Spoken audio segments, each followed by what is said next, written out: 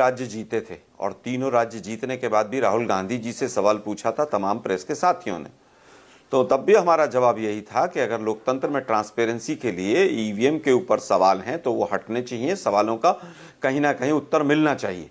लेकिन आज Bharatiya Janata party election commission of India का बचाव करने तो आ जाती है, लेकिन जब ये सवाल पूछा जाता है कि भाई आप मिल क्यों नहीं रहे, तो नहीं ये इलेक्शन कमीशन बताएगा, नियुक्ति हम करेंगे, सुप्रीम कोर्ट का जो भी मैटर है उसको भी बदल के एक कैबिनेट मिनिस्टर प्रधानमंत्री हम अपने पिट्ठों को बैठाएंगे, लेकिन जवाब इलेक्शन कमीशन देगा। ये दुर्भाग्यपूर्ण है भाई, ये इलेक्शन कमीशन ऑफ इंडिया है।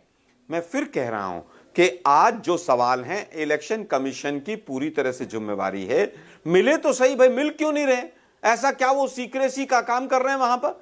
क्या आप विपक्ष से मिलेंगे ही नहीं? अरे वो जयराम रमेश जी, आपने चिट्ठी पढ़ी हो तो वो कह रहे हैं कि आपके जो कंसर्न, जो चिंताएं, जो सवाल हैं वो सुप्रीम कोर्ट में मैटर पेंडिंग है, उसमें हमने जवाब दिया है।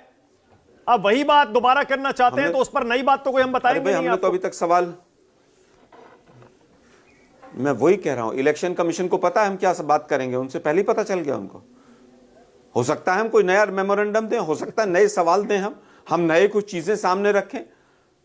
सुप्रीम कोर्ट अगर किस केस को एक्सेप्ट कर रहा है तो इसका मतलब तो इलेक्शन कमीशन सुप्रीम कोर्ट से भी ऊपर हो गया। अरे हो तो बहुत, अरे भाई इलेक्शन कमीशन सुप्रीम कोर्ट से भी ऊपर हो गया। शाजिया क्विक रिस्पांस, आगे जा रहा हूं, उसके बाद शाजिया बोलिए। हो तो बहुत कुछ सकता है, लेकिन इलेक्शन कमीशन, अरे हो तो बहुत कुछ सकता है।